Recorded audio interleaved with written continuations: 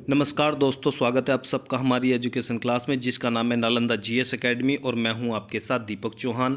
जितने भी लेक्चर हमारे आते हैं, अगर आप लोगों ने वो नहीं देखे हैं तो सबसे पहले आप लोगों को उन्हें देख लेना है ताकि आने वाले जितने भी लेक्चर होंगे या फिर आज का जो लेक्चर है उनसे उन्हें आप कोरिलेट कर सको। वीडियो को अगर आप लोगों ने लाइक नहीं किया है तो वीडियो को जल्दी से लाइक कर दें, दोस्तों को शेयर कर दें और चैनल पे अगर आप लोग नए हो तो चैनल को प्लीज़ सब्सक्राइब कर लें ताकि आने वाले जितने भी लेक्चर होंगे उनके नोटिफिकेशन आप लोगों को टाइम टू टाइम मिलते रहें। चलते हैं अपने लेक्चर की तरफ और देखते हैं कि आज हमें क्या क्या डिस्कस करना है। लास्ट के लेक्चर में हम लोगों ने देखा था कि जो भारतीय संविधान की प्रस्तावना है उसमें काफ़ी सारी चीज़ें बताई गई हैं कि संविधान द्वारा भारतीय नागरिकों को क्या क्या चीज़ें दी गई हैं। आप जानते हो कि भारत को लगभग आप देखते हो कि 5 प्रकार का भारत बनाने की जो परिकल्पना है वो संविधान निर्माताओं द्वारा की गई थी, जिसे संविधान की प्रियम्बल में रखा गया है। वो सारे के सारे लेक्चर हम देख चुके हैं, डिस्कस कर चुके हैं। आप जानते हो कि लास्ट लेक्चर में हमने देखा था कि जिस तरीके से 3 प्रकार का जो न्याय है वो भारतीय नागरिकों को देने की बात कहाँ कही गई है, भारतीय प्रस्तावना में या फिर प्रियम्बल में डिस्कस की गई है। कौन कौन सा न्याय था? सबसे पहले आप देखते हो सोशल जस्टिस, सामाजिक न्याय की बात करते हैं, इकोनॉमिकल जस्टिस या फिर आप लोग आर्थिक न्याय की बात करते हो। तीसरा जो होता था वो पॉलिटिकल जस्टिस यानी कि फिर आप राजनीतिक न्याय की बात करते हो। अगर आप लोगों से क्वेश्चन पूछा जाता है कि भारतीय संविधान में या प्रस्तावना में कितने प्रकार का न्याय या जस्टिस देने की बात कही गई है, ये क्वेश्चन आ सकता है, तो आप लोगों को पता होना चाहिए कि 3 प्रकार के जस्टिस या न्याय की बात कही गई है। जब आपसे क्वेश्चन पूछा जाता है कि स्वतंत्रता के बारे में कि भारतीय संविधान द्वारा भारतीय नागरिकों को कितने प्रकार की स्वतंत्रता देने की या फ्रीडम देने की बात कही गई है, तो आप बिना हिचकिचक बता सकते हो कि कितने प्रकार की स्वतंत्रता देने की बात कही गई है। ठीक है, और कितने प्रकार की स्वतंत्रता देने की बात की गई है ये हम आज डिस्कस आप लोगों से करने वाले हैं। तो बने रहिए हमारे साथ और लेक्चर को अंत तक देखना है ताकि आप लोगों का जो कॉन्सेप्ट है वो क्लियर हो सके। जब हम स्वतंत्रता की बात करते हैं तो स्वतंत्रता कई तरीके से आप लोगों को देखने को मिलती है। आपके अनुसार स्वतंत्रता कुछ और हो सकती है, राष्ट्र के अनुसार स्वतंत्रता कुछ और हो सकती है और आपके पेरेंट्स के अकॉर्डिंग स्वतंत्रता कुछ और हो सकती है। हर बच्चा चाहता है कि उसे स्वतंत्र रूप से छोड़ दिया जाए, चाहे उसका नुकसान हो या फ़ायदा हो, उसे उस चीज़ से कोई लेना देना नहीं होता है। लेकिन जो पेरेंट्स होते हैं वो बच्चे के बड़े होने तक भी उसका ध्यान देते हैं, ध्यान रखते हैं और उस पर कुछ ना कुछ बाउंडेशन रखते हैं ताकि उसका कुछ भी नुकसान या लॉस ना हो। उसे वो स्वतंत्रता फ्रीडम अच्छी लगती है, लेकिन पेरेंट्स को पता होता है कि क्या स्वतंत्रता उसके लिए अच्छी है और क्या अच्छी नहीं है। उसी तरीके से जब हम देश के नागरिक की बात करते हैं तो संविधान के द्वारा उससे कुछ स्वतंत्रता का अधिकार दिया भी गया है और उन पर कुछ रिस्ट्रिक्शन भी लगाए गए हैं। वो क्या क्या स्वतंत्रताएं हैं और क्या क्या रिस्ट्रिक्शन उस पर लगाए गए हैं वो हम देखेंगे। लोगों की गतिविधियों पर किसी भी प्रकार की रोक टोक की अनुपस्थिति तथा साथ ही व्यक्ति के विकास के लिए अवसर प्रदान करना किसका काम होता है? राष्ट्र का काम होता है। या फिर आप देख सकते हो कि जो सत्ता पक्ष है उसका काम होता है कि देश के नागरिकों को पूर्ण रूप से स्वतंत्रता मिले और उन्हें अवसर की समानता भी प्राप्त हो। स्वतंत्रता का अर्थ दूसरे शब्दों में हम देख सकते हैं किसी भी बाहरी नियंत्रण या बाधा से मुक्त होना है। यह किसी व्यक्ति, समूह या राष्ट्र को अपनी इच्छा के अनुसार कार्य करने, निर्णय लेने और जीवन जीने की क्षमता प्रदान करता है। यानी कि अगर मैं संप्रभु की बात करता हूँ, सॉवरन की बात करता हूँ, तो वो भी एक प्रकार की फ्रीडम है। यानी कि कोई भी जो देश है, राष्ट्र है, स्टेट है, अगर वो सॉवरन है तो हम उसे बोल सकते हैं कि वो एक प्रकार का स्वतंत्र देश है, किसी भी अन्य देश का बाउंडेशन उसके ऊपर नहीं है। तो ये भी एक प्रकार की स्वतंत्रता है। प्रस्तावना में मौलिक अधिकारों, अब जो ये जो स्वतंत्रता है ये इसका अधिकार हमें कहाँ पर दिया गया है भाई? अगर हमारी स्वतंत्रता है और उसका कोई हनन करता है तो हमें उससे सुरक्षा तो मिलनी चाहिए ना। हमें ये अधिकार मिलता कहाँ से है? तो जब हम संविधान की बात करते हैं और संविधान का जो भाग 3 है, पार्ट 3 है, तो 3 में क्या आता है? फंडामेंटल राइट आते हैं, फंडामेंटल राइट आते हैं यानी कि मौलिक अधिकार आते हैं। मौलिक अधिकार यानी कि वो मौलिक अधिकार जो संविधान द्वारा नागरिकों को प्रदान किए गए हैं। और अधिकार का मतलब समझ रहे हो? ये चीज़ तो मुझे चाहिए ही चाहिए क्योंकि इस पर मेरा अधिकार है।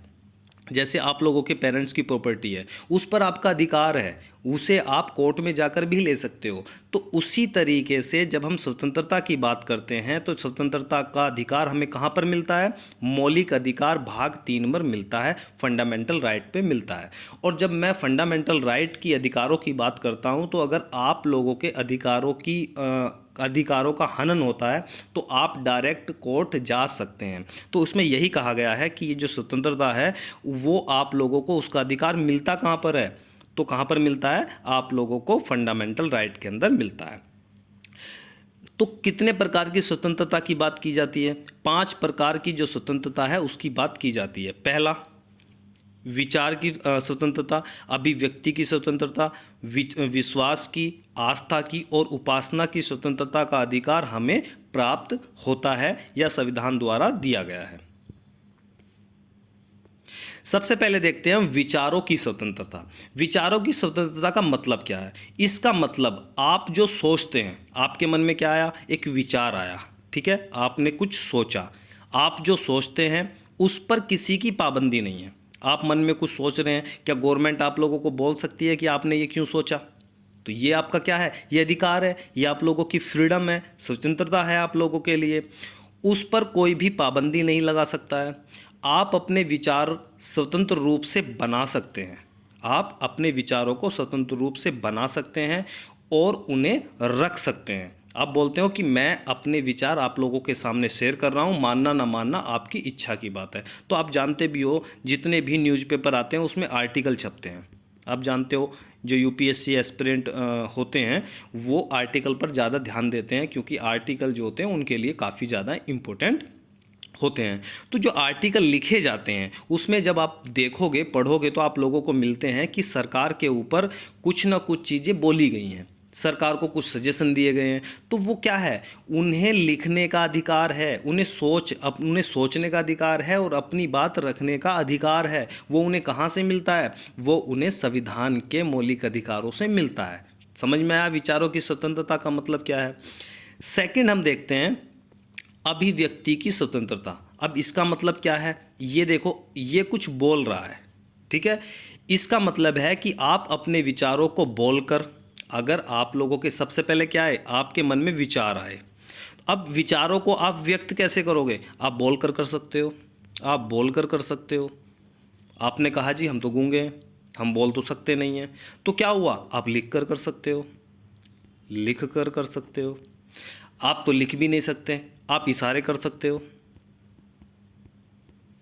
आप इशारा भी नहीं कर सकते, आप पेंटिंग बना सकते हो, आप पेंटिंग बना सकते हो। हम पेंटिंग भी नहीं बना सकते। तो आप अपना विरोध किसी कलर के द्वारा कर सकते हो। आप लोगों ने देखा है अगर गवर्नमेंट का या किसी भी तरीके का कोई भी एक तरीके का तानाशाही या रिस्ट्रिक्शन किसी के द्वारा लगाई जाती है तो कई बार क्या होता है कि जो बाँह होती है उस पर एक काला कपड़ा बांधा जाता है। वो क्या है? वो विरोध करने का तरीका है। वो बोल नहीं रहे हैं, कुछ लिख नहीं रहे हैं, वो पेंटिंग नहीं कर रहे हैं, इशारे नहीं कर रहे हैं, वो आप लोगों को कलर के माध्यम से, कोई स्ट्रक्चर के माध्यम से बताने की कोशिश कर रहे हैं कि हम आपके जो स्टेप है, हम आपके स्टेप का विरोध करते हैं। समझ में आया? तो लिखकर किसी भी तरीके से बिना किसी डर के दूसरों के सामने अपने जो विचार हैं, अभिव्यक्ति है, उन्हें वो एक तरीके से रख सकते हैं। ठीक है, मौखिक रूप से, लिखित रूप से, कलात्मक रूप से अपने विचारों को रखा जा सकता है।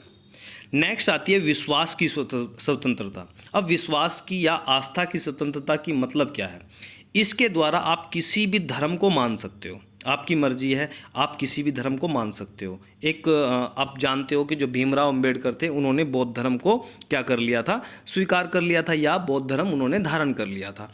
तो अब आप देख सकते हो भारत के अंदर भी बहुत सारे ऐसे लोग हैं जो धर्म परिवर्तन करते हैं। कुछ हिंदू धर्म में चले जाते हैं, कुछ मुस्लिम धर्म में चले जाते हैं, कुछ ईसाई धर्म में चले जाते हैं। तो आप इसका मतलब देखते हो कि हर व्यक्ति को किसी भी धर्म को मानने की स्वतंत्रता संविधान के द्वारा दी गई है। और इसका एग्जाम्पल आप देखते हो कि धर्म निरपेक्षता। भारत में क्या है? धर्म निरपेक्षता, यानी कि कोई भी व्यक्ति किसी भी धर्म को मान सकता है। गवर्नमेंट उस पर किसी भी तरह की प्रतिक्रिया नहीं देती है। वो उसकी अपनी मर्जी है, अपना अधिकार है जो संविधान के द्वारा उसे प्राप्त हुआ है।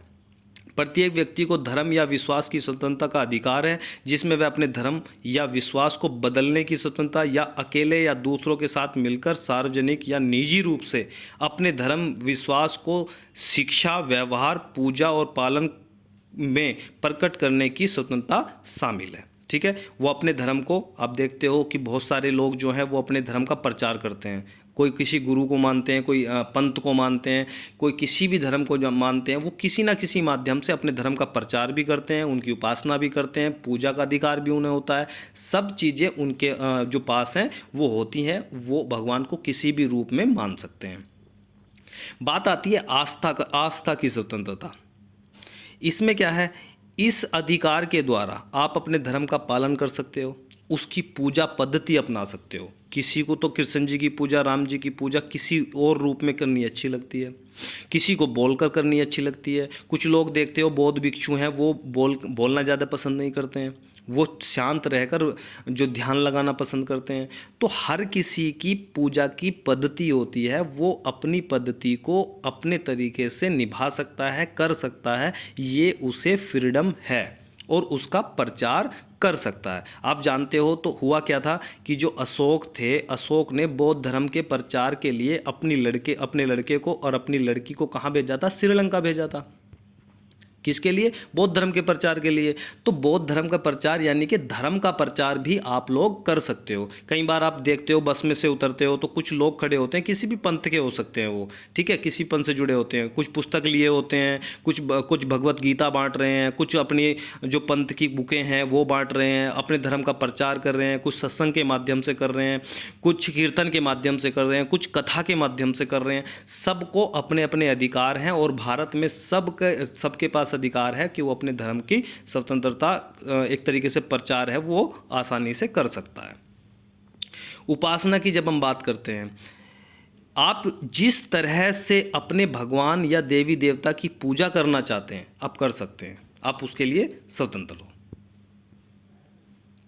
स्वतंत्रता के अधिकारों की सुरक्षा, जब हम अब ये हैं, आपने कहीं पर सत्संग किया, आपने कहीं पर कीर्तन किया, आपने किसी भी धर्म को माना, आपने किसी भी धर्म में एंट्री की, आपको जो आपके अपने धर्म वाले, हो सकता है उन्हें अच्छा ना लगे, हो सकता है कि कोई चीज़ सरकार को अच्छी ना लगे। अब सरकार क्या करेगी? आपको जो है कूटने की तैयारी करेगी। तो आपको क्या करना है इसका पता होना चाहिए कि अगर आप लोगों के जो अधिकार हैं उनका कोई हनन करता है, उनका कोई उन्हें रिस्ट्रिक्ट करता है, बाउंड करता है, तो आप लोगों को करना क्या है? आप लोगों को पहुंचना है हाई कोर्ट। सुरक्षा कहाँ से मिलेगी? कोर्ट से मिलेगी। हर व्यक्ति क्या बोलता है? तो जो कोर्ट में देख लूँगा, तो कोर्ट में क्या देखेगा? क्योंकि आज भी भारतीय जो न्याय व्यवस्था है उस पर लोगों का, आम आदमी का भरोसा है। अगर वो भरोसा ही टूट जाएगा तो व्यवस्था का कोई मतलब नहीं रह जाता है। तो आप कहाँ जा सकते हो? अगर आपकी स्वतंत्रता की सुरक्षा आप लोगों को करनी है, उसका हनन होता है, तो आप हाई कोर्ट जा सकते हो आर्टिकल 226 के तहत, 226 के तहत, ये याद रखना है। आप सुप्रीम कोर्ट जा सकते हो आर्टिकल 32 के तहत, तो आप लोगों को कोर्ट से सुरक्षा मिलेगी। प्रस्तावना में कहा गया है कि भारतीय लोकतांत्रिक व्यवस्था को सफलतापूर्वक चलाने के लिए व्यक्ति की स्वतंत्रता परम आवश्यक है। अगर व्यक्ति ही, भाई एक तरफ तो तुम बोल रहे हो लोकतंत्र, जनता का तंत्र, जनता का राज, और जनता ही आप लोगों की सुरक्षित नहीं है, जनता कोई स्वतंत्रता नहीं है, जनता कोई फ्रीडम नहीं है, तो लोकतंत्र का कोई मतलब नहीं रह जाता है। तो सबसे पहले स्वतंत्रता है, उसके बाद आप लोगों का लोकतंत्र है। स्वतंत्रता के अधिकारों की सुरक्षा की जब हम बात करते हैं तो आप कहाँ जा सकते हो? हाई कोर्ट जा सकते हो और सुप्रीम कोर्ट आप जा सकते हो। अब बात आती है कि आप लोगों ने इतना पढ़ा, आप हो सकता है कि किसी एग्ज़ाम की तैयारी कर रहे हो, तो आप लोग देखते हो कुछ टीचर होते हैं तो थोड़ा सा आप लोगों को वो एक तरीके से आपका जो ब्लड का सर्कुलेशन है वो बढ़ा देते हैं, कि साथ के साथ मोटिवेट कर देते हैं। कोई हिस्ट्री के भी एक टीचर हैं, ओझा सर हैं, तो उनको जब आप लोग सुनोगे, पढ़ोगे, तो आप देखते हो कि जीवन में युद्ध ही करने हैं और कुछ करना ही नहीं है। मैंने कृष्ण जी से ये चीज़ सीखी है। तो कुछ चीज़ें वो बोलते हैं कि मैंने जो सिनेमा हॉल्स है उसमें मैंने फायरिंग कर दी थी, मैंने ये कर दिया था, मैंने तो बहुत सारी चीज़ें देखने को मिलती है। हालांकि जो यूपीएससी एस्पिरेंट है उन्हें थोड़ा सा इन चीज़ों को अवॉइड करना चाहिए अपने एक तरीके से माइंड से, क्योंकि यूपीएससी चाहती है कि आपका जो माइंड होना चाहिए वो शांत होना चाहिए, काम होना चाहिए, ताकि आप एक गंभीर सिचुएशन में भी एक शांत फैसला डिसीजन ले सकें। तो आप लोगों को इस तरह की सोच को थोड़ा सा बदलना पड़ेगा। अगर आप लोगों की सोच ऐसी है, आप लोगों को कैसी भी स्थिति में अपने आप को शांत रखना पड़ेगा, उस तरीके की सोच आप लोगों के क्वेश्चन आंसर में दिखाई देनी चाहिए। तो आप लोगों ने पढ़ा और आपने सोचा कि भाई अब तो हमें स्वतंत्रता मिल चुकी है, अब तो हम कुछ भी कर सकते हैं। तो आप लोगों ने क्या काम किया भाई साहब, आप लोगों ने जो है कहीं से फ़ायदा हो गया, कुछ लॉटरी लग गई या फिर कहीं से 2-4 हज़ार का फ़ायदा हो गया, आपने कहा भाई आज तो रात भर हम डीजे बजाएंगे।